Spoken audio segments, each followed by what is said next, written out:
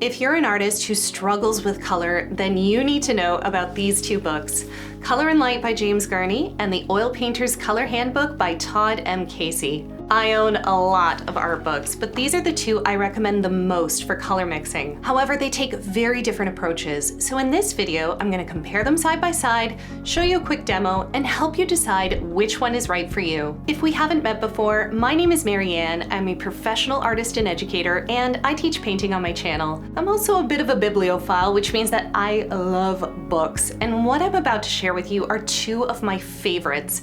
I am very excited to nerd out over them. I've linked both books in the description below, as well as a link to my free ebooks I've written on acrylic and oil painting. Let's start with a brief overview of each book and their respective authors. We'll start with Color and Light by James Gurney. If you grew up in the 90s like I did, you may be familiar with the Dinotopia book series, written and illustrated by James Gurney. It's this fantastical series which imagines a world where dinosaurs and humans coexist. When you're creating and painting an entire world from scratch, understanding how light and color work together is an absolute must, and James Gurney is the master of both. What's interesting though is that in Color and Light, he talks about how art school taught him how to see and mix color, but that there was a gap between the classroom and the real world, so he set out to solve those problems through daily sketches and practice. In this book, he shares all of his secrets, how light works within paintings, how to use color to capture the essence of your subject, and how to apply scientific principles of both color and light through dozens of painting examples and diagrams. Basically, in this book, he's bridging the gap between art school knowledge and real-world practice for his readers, and it is tremendously effective. Todd M.Casey, on the other hand, takes a much more structured, step-by-step approach to color, and his traditional training really shows. If James Gurney's book feels like a tour through beautiful paintings and different lighting scenarios, then Casey's feels more like a textbook for color theory, and I mean that in the best possible way. Don't let the title deceive you though. Even though you might paint in acrylic or any other medium, it is still an incredibly valuable resource. The pigment codes are universal, and most of what he's teaching about in the book is how color behaves, which can be translated into other mediums. The reason that this book feels like a textbook though is because of how many exercises are built into each chapter. It's very hands-on, and it gives you a way to actively develop your understanding of color and not just read about it. I really love this because it gives you a structured, guided way to learn, even if you're completely self-taught, and I'm even going to show you one of these exercises in a little bit. But first, which book should you buy? Both of these books are absolutely fantastic, and if budget is no issue, I would just get both. They're very thorough in different ways, and they genuinely complement each other. But if you're trying to decide between one or the other, it depends entirely on your preferences and learning style. If you like to think about painting in terms of how light moves and affects color, you will love Color and Light. It's very focused on the application in actual paintings and gives clear visual examples. However, if you prefer a more structured approach that breaks down pigments, palettes, and learning through step-by-step exercises, the Color Handbook may be the better fit. Now for this video, I decided to try one of the exercises from this book so you can see the kind of work that you'd be doing. What you're seeing here are called color strings, and it's one of the first exercises he walks you through. Basically, you take a color and create a full range of values for that color, using white to lighten it and other colors to darken. Let's use cadmium red medium as an example, and I'm going to use acrylics instead of oil. I'm making a few color modifications based on what I have on hand, so it's slightly different from the book, but that's totally fine. We'll start with cadmium red medium in the middle, and as it moves towards the left, I'm adding more titanium white. This exposes its yellow undertones since cadmium red medium is a warm red, so as I tint it more, it moves into a soft coral. Let's do the same towards the darker side. This time, I'm going to slowly add in my alizarin crimson permanent. Now towards the end, this won't be enough to darken the color fully, so we're going to add a hint of Mars Black just to finish it off. Once it's dry, I can peel the tape, and now I have a full string of values for this one specific color, and I can write notes in about how I mixed them. Now once you've done a string like this for every hue on your palette, you begin to understand that lightening and darkening your colors is about more than just adding white or black.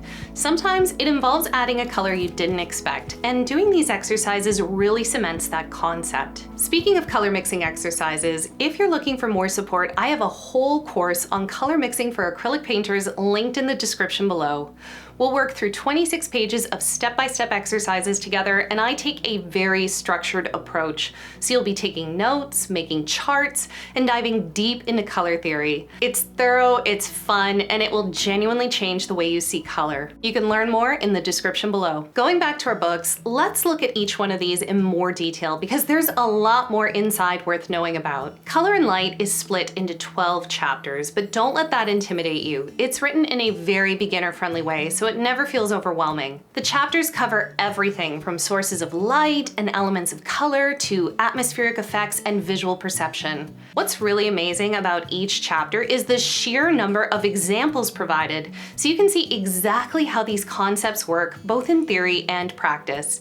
For example, in the reflected light lesson, he shows you several photo examples of light bouncing off of objects before providing you with a painted example of light bouncing off of a building. Now, if you're looking for a detailed breakdown of specific pigments or step-by-step exercises, then Color and Light might not be the right fit, and that's okay. Since this book is applicable to all mediums, it focuses more on achieving contextual realism in a wide variety of settings. He includes some notes on color names and pigment codes and offers an example of a pigment chart.